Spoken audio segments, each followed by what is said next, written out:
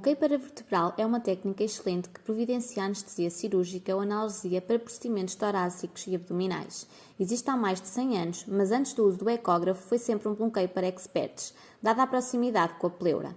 Com a técnica ecoguiada, este bloqueio tornou-se muito mais simples de executar e neste vídeo discutiremos a anatomia, sonoanatomia e técnica para realizar o bloqueio paravertebral torácico ecoguiado. O bloqueio paravertebral é realizado imediatamente anterior às apófises transversas das vértebras torácicas. Aqui, as raízes nervosas intercostais emergem do forâmen intervertebral antes de se dividirem nos ramos ventral e dorsal.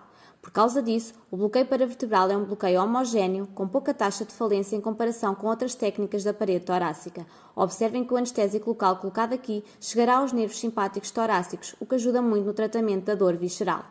A nossa compreensão da anatomia deste espaço tem crescido bastante, especialmente com técnicas imagiológicas de alta resolução, como a microTAC. Esta foi a forma como fui ensinada a pensar no espaço paravertebral. Temos o corpo vertebral e a apófise transversa com a qual a costela se articula. Tiramos a costela para observar a anatomia por debaixo. Entre as costelas temos um músculo intercostal interno que, ao correr medialmente, se transforma numa barreira facial chamada membrana intercostal interna. Finalmente, entre a apófise transversa e a costela está o ligamento costotransverso superior. Esta última estrutura forma o limite posterior do espaço paravertebral, enquanto o forâmen intervertebral e o corpo da vértebra formam o limite medial e a pleura o limite anterolateral. Tudo junto cria de forma grosseira um triângulo e, como os nervos intercostais o atravessam, este constitui um alvo atraente. Implícito neste modelo estava a ideia de que tínhamos que colocar a agulha anterior ao ligamento costotransverso, ou então o bloqueio falharia. Faz sentido. Só que afinal há algumas nuances a ter em conta. Ainda temos a membrana intercostal interna e o ligamento costotransverso, mas os ramos nervosos passam tanto anterior como posteriormente. Isto acontece em virtude das fendas comunicantes que quase de certeza permitem a dispersão do anestésico local entre o que é o verdadeiro espaço paravertebral e o que é o chamado espaço retrosuperior do ligamento costotransverso. Vamos chamá-lo apenas de RS de agora em diante. Este incrível estudo anatómico e de imagem realmente ajudou numa melhor compreensão destas estruturas. Nesta imagem, imaginem que como observadores estamos dentro da cavidade pleural a olhar posteriormente para a parede torácica posterior. Esta camada branca e fina é a pleura parietal. Podemos retirá-la e revelamos a membrana intercostal interna a vermelho e o ligamento costotransverso superior a azul. Podemos apreciar as fendas existentes que costumávamos pensar serem barreiras e que permitem ao nervo viajar lateralmente. Numa imagem ecográfica parassagital, vemos o músculo eretor da espinha superficialmente, estendendo sobre duas apófises transversas. Entre estes, podemos frequentemente distinguir uma linha diagonal, que é o ligamento costotransverso superior, dividindo de forma grosseira o espaço entre a pleura e o músculo eretor da espinha em duas metades, o espaço paravertebral e o espaço RS. O espaço RS contém sobretudo tecido areolar laxo e algumas fibras musculares. Agora, a chave para realizar o bloqueio paravertebral torácico de forma ecoguiada é visualizar a pleura. Se não a conseguirmos ver, não podemos ter a certeza de que não estamos a atingi-la. Uma orientação parassagital da sonda permite-nos ver os espaços adjacentes, mas devido à forma como o pulmão e a pleura se curvam para longe do feixe, é muito difícil ver a pleura a olhar diretamente para a zona profunda às apófises transversas. Lembrem-se, pleura, faixa e agulha são melhor vistas quando estão perpendiculares à direção do feixe. Se fizermos uma ligeira inclinação lateral, estaremos a capturar a pleura num ângulo muito menos agudo e veremos melhor, aqui na zona lateral do espaço paravertebral. Aqui vemos o operador a inclinar a sonda medial e lateralmente e a imagem correspondente mostra a apófise transversa sem pleura medialmente e depois a junção costela-apófise transversa e a pleura lateralmente. É aqui que se deve colocar o anestésico local. Então de volta a esta imagem. Notem que chamamos isto de apófises transversas, mas com a inclinação lateral muitas vezes estamos a ver a costela sobre o espaço paravertebral lateral e às vezes vemos tanto a costela como a apófise transversa simultaneamente. Está tudo bem, desde que deslizemos a sonda medialmente até perder a pleura e de seguida a inclinemos para trás o suficiente para trazê-la de volta à imagem. Observem também que a parte mais fálica da pleura está mais profunda do que a parte central. Isto porque já colocámos ali anestésico local que a foi deprimindo. Algumas pessoas avançam a agulha in plane, eu não. Primeiro, porque a orientação é tão íngreme que não consigo ver a minha agulha, o que limita o valor desta técnica. E segundo, em alguns doentes, o ângulo e o espaçamento entre as estruturas ósseas tornam o processo de passar entre elas para aceder ao espaço paravertebral bastante desafiador. Em vez de lutar a tentar alinhar a minha agulha in plane, faço o out of plane.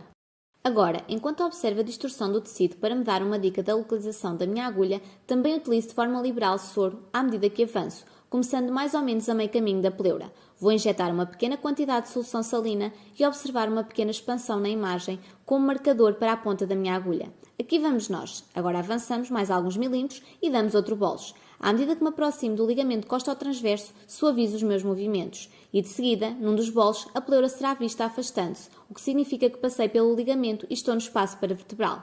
Vou mudar para anestésico local e concluir o bloqueio nesse nível.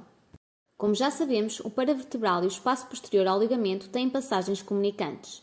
Isso significa que não temos que estar precisamente no espaço paravertebral para colocar o anestésico local próximo do nervo intercostal.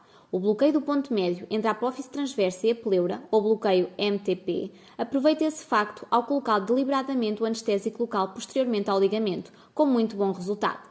Nas minhas mãos, quando preciso providenciar anestesia para uma mastectomia, tento colocar o anestésico local em cada espaço paravertebral, mas é bom saber que se não conseguir ver a pleura tão bem em alguns doentes, o bloqueio MTP garante que algum anestésico local chegue ao nervo. Nesta imagem podemos ver claramente a pleura a ser empurrada para baixo, indicando que estamos dentro do espaço paravertebral. Próximo do final da administração de 5 ml, podemos ver também o músculo eretor da espinha arquear-se para cima, mostrando que há fluxo entre os dois compartimentos.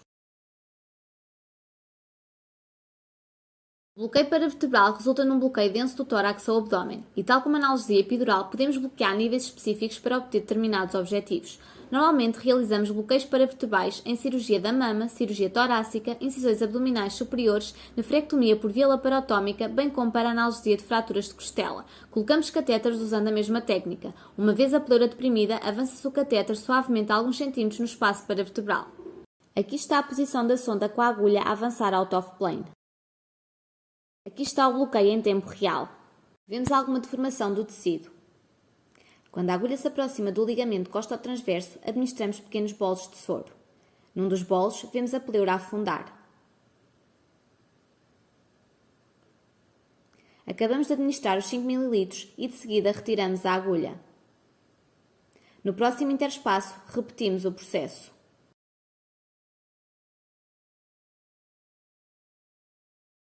Aí vem a agulha out of plane, através do eretor da espinha.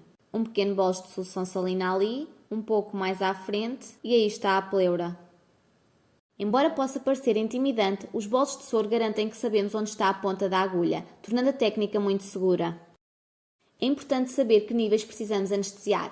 Em cirurgia de mama é onde fazemos maior uso e, para isso, precisamos anestesiar de T2 a T6. Notem que T1 é essencialmente uma raiz do plexo braquial e há contribuição mínima, se houver, para a sensibilidade da parede torácica. Ok, então de acordo com o nosso plano, podemos fazer isto de várias formas. Se estivermos à procura de anestesia cirúrgica, com um bloqueio do tipo vamos conversar enquanto faz a sua mastectomia, faço todos os níveis, T2, 3, 4, 5 e 6. Coloco 4 ou 5 ml em cada. Se pretende apenas analgesia pós-operatória e não preciso de bloqueio da parede torácica a 100%, faço duas administrações de 12,5 ml em T3 e T5, ou uma única administração de 25 ml em T4, contando que haja alguma dispersão para cima e para baixo. Queremos um anestésico local concentrado, ropivacaína a 0,5% ou algo semelhante será uma boa escolha. E aqui estão algumas dicas para o paravertebral. Primeiro, não tentem adivinhar o nível, sejam precisos. Usem um ecógrafo para examinar a caixa torácica até encontrar a primeira costela. Sabem que é a primeira porque não conseguem ver mais. E depois viajem para baixo, até ao alvo. Lembrem-se de que os nervos intercostais torácicos emergem abaixo da costela correspondente. Por outras palavras, o nervo T2 corre no espaço T2-T3. Em segundo lugar, sou rápida a agarrar a sonda curvilínea se o doente for obeso. Não é agradável estar aos 5 a 6 cm a tentar adivinhar onde a pleura poderá estar. As sondas curvas proporcionam uma bela imagem e, como se pode ver aqui, a técnica e a imagem são muito semelhantes. Se estiverem a colocar um catéter, não o introduzam muito. É fácil a ponta do catéter ficar presa no espaço intercostal ou mesmo no espaço epidural. Por isso, limitem a quantidade de catéter colocado a 3 a 4 cm no máximo. Finalmente, lembrem-se que se e quando obtiver uma imagem duvidosa, depositar o anestésico local no espaço superficial ao ligamento costo-transverso é adequado. E embora possam não obter um bloqueio de grau anestésico propriamente dito, terão uma ótima analgesia.